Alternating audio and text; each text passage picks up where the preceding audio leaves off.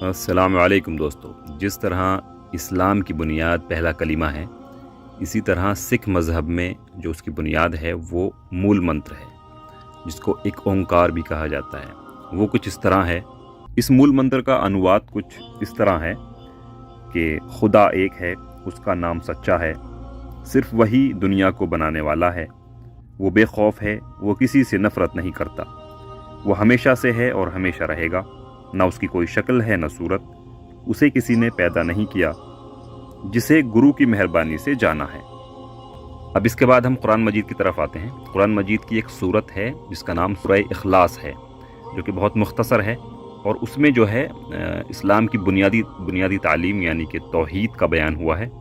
سورہ اخلاص کا انواد کچھ اس طرح ہے کہ آپ کہہ دیجئے کہ وہ اللہ ایک ہے، وہ کسی کا محتاج نہیں، نہ کوئی اس سے پیدا ہوا نہ وہ کسی سے پیدا ہوا، یعنی کہ نہ کوئی اس کا باپ ہے نہ وہ کسی کا باپ ہے، اور اس کے برابر کوئی نہیں۔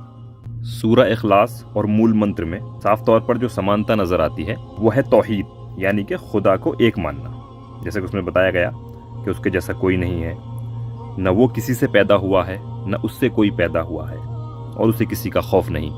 گرو جی نے ساری انسانیت کو ایک اونکار یعنی خدا ایک ہے کی تعلیم دی۔ یہ وہ مول منتر ہے جو ساری دنیا کے انسانوں کو ایک سوتر میں باندھ دیتا ہے، ان میں بھائی چارہ، پیار اور محبت پیدا کرتا ہے کہ ہم سب کو پیدا کرنے والا ایک ہی ہے، تو ہم سب بھائی بھائی ہیں۔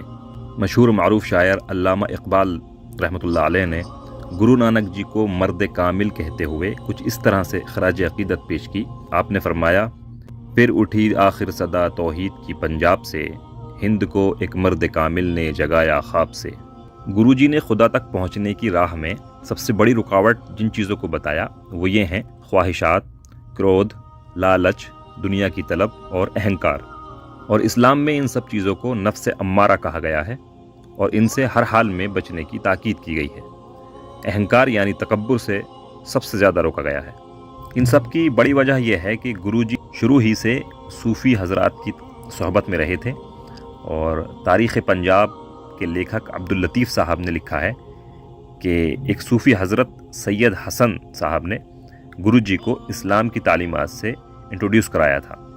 گرو نانک جی حضرت بابا فرید گنج شکر رحمۃ اللہ علیہ سے بہت زیادہ عقیدت رکھتے تھے، اور اسی وجہ سے وہ بابا گنج شکر کے شہر پاک پٹن، جو کہ ابھی موجودہ پاکستان میں ہے، وہاں پر بھی ایک لمبا عرصہ رہے تھے۔ عقیدت کی حد یہ ہے کہ بابا گنج شکر کے دوہے گرو گرنتھ صاحب میں درج ہیں، اور آج بھی سکھ حضرات بابا گنج شکر اور ان کی اولاد سے کافی عقیدت رکھتے ہیں۔ پنجاب کے ایک شہر فرید کوٹ کا نام اصل میں حضرت بابا فرید گنج شکر رحمۃ اللہ علیہ کے نام پر ہی ہے۔ یہ بات جو بیان کی گئی ہے یہ بہت زیادہ مختصر طور پر یعنی شارٹلی بیان کی گئی ہے، ورنہ سکھ مذہب اور اسلام میں بہت زیادہ سمانتائیں ہیں۔ اسی وجہ سے ان دونوں مذاہب کے لوگ بھی آپس میں پیار محبت سے رہتے ہیں۔ کچھ اپواد ضرور مل جاتے ہیں، لیکن بہرحال سب پیار محبت سے رہتے ہیں، اور رہنا بھی چاہیے، اور انشاءاللہ آگے بھی دونوں مذاہب کے لوگ اسی طرح پیار محبت سے رہتے رہیں گے۔ جزاکم اللہ خیر۔